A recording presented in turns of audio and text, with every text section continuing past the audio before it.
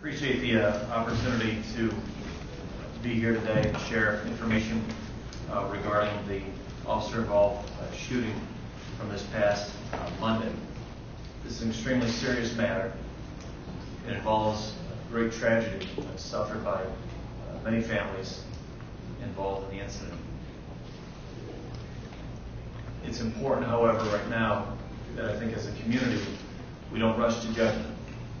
And part of the reason we wanted to gather today is to explain what we know so far, what the process will be to continue the investigation, and how in our system of justice, in our country, in our state, and our community, we have ways to make determinations about the facts when facts are in dispute. In a moment, I'm going to turn the matter over to our Chief of Police, Chief Epperson, and Chief Epperson, with some of his staff, will explain some of that process. What we're doing in this case, as well as what we do overall as an organization to try to assure that we're doing the best job that we can as an organization, and that when incidents, tragic incidents, might happen, that we have the ability to investigate and to make sure that justice is served. So with that, I'd like to introduce Chief Epperson. And again, we'll have several members of the community that will speak. Chief Epperson, Deputy Chief Linmark, State's Attorney's Office is here, Joe Prosciutto. We want to make sure that the process that we have as a community is fully understood, because there has been obviously a lot of questions asked. Chief? Thank you, Mayor. Good afternoon to everyone that's here this afternoon. Monday, August 24th, 2009 was a tragic day for the Rockford community. Tragic for the events which occurred at Kingdom Authority International Ministries Church, 518 North Court Street. Tragic for many. Mr. Barmore and his family, children, families, and staff at Kingdom Authority Ministry, Rockford police officers and their families, and the community at large. Before I begin explaining the events of Monday, I want to assure the community that this entire incident is and will be examined from top to bottom. I and this community will expect nothing less. Professional law enforcement requires community trust and community assistance. As Chief Law Enforcement Officer of the city, I will insist on a professional investigation, and I will ask the community to allow the process to gather the facts and evidence in order to gain the truth. We will provide truthfulness in this entire criminal investigation, and justice will prevail. We will provide transparency in the entire process. We will communicate to the public the results of the entire process, and we will allow all of the investigations to take place to conclusion. I ask for your trust in this investigation. Allow the criminal investigation, the grand jury process, and other administrative investigations to be completed in a professional manner. I will be making comments on this incident, but I am limited from full disclosure due to the ongoing criminal investigation.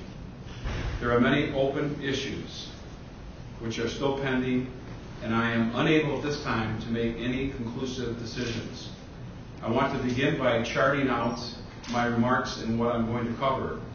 One, I'd like to talk about the facts of August 24th. Number two, where we are in the criminal process. Three, the release of the officer names. And then finally, our next steps of the investigation.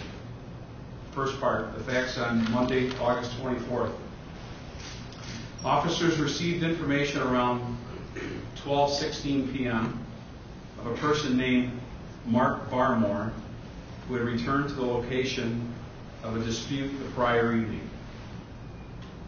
A physical and clothing description were provided to officers of the Rockford Police Department. The 911 dispatcher advised Mr. Barmore that he had threatened to use a knife in the prior evening incident. It was mentioned Mr. Barmore may be going west over the Jefferson Street Bridge. Officers Oda Poole and Officer Stan North located Mr. Barmore in front of the Kingdom Authority International Ministries Church at 518 North Court Street. Officer Poole gave chase to Mr. Barmore, who ran into the church. Officer North drove to the south side of the church and entered through a south side door. Officers Poole and North continued to pursue Mr. Barmore down into the basement area. Officers Poole and North discovered Mr. Barmore in a storage closet. There were adult preschool staff and children in the basement. Officers Poole and North attempted to get Mr. Barmore out of the closet, and eventually the door opened and a struggle ensued between Officer Poole and Mr. Barmore. Officer Poole struggled with Mr. Barmore over his service weapon, and Officers Poole and North both discharged their weapon. After officers gained control over Mr. Barmore, an ambulance was summoned.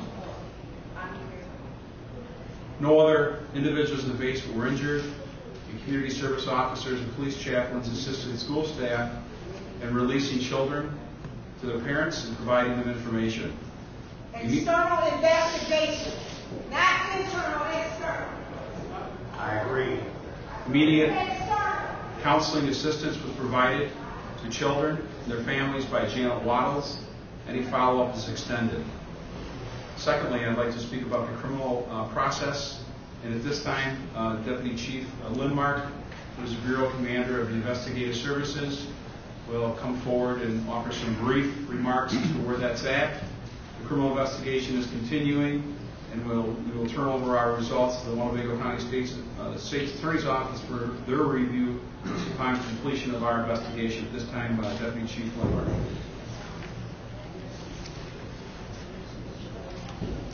My name is Craig Lindmark. I'm a Deputy Chief in charge of the Investigative Services Bureau. I have the ultimate responsibility to oversee the entire investigation regarding this incident. This incident is an ongoing criminal investigation. I assure each and every one of you and have full confidence in my staff that we will be very thorough, accurate, and detailed in the course of our investigation. This investigation will entail many factors. We hold the scene for over 24 hours and methodically recovered and collected evidence. We're in the process of examining this evidence. Many items that we have recovered will be sent to the Illinois State Police Crime Lab for further process and review. This is going to take time. I was in speaking with the director of the Illinois State Police Crime Lab. They're going to make this their highest priority to look and document this evidence. Law forbids me to speak about any detail of any statements that we have. Law forbids me to speak in detail specifically on what evidence we have recovered. But again, I assure you there will be hundreds and hundreds of hours of investigative follow-up in this particular case. This is our highest priority, and this is what we will get done as quickly and as accurately as deemed necessary. Thank you. Thirdly, I'd like to release the officers' names who were involved in the incident. Officer Oda Poole, a 5-year employee of the Rockford Police Department, and Officer Stan North, a 22-year employee of the Rockford Police Department. Both officers have been placed on administrative duty pending the outcome of the investigations. Both officers are being allowed the assistance of counseling for this incident. Some of our next steps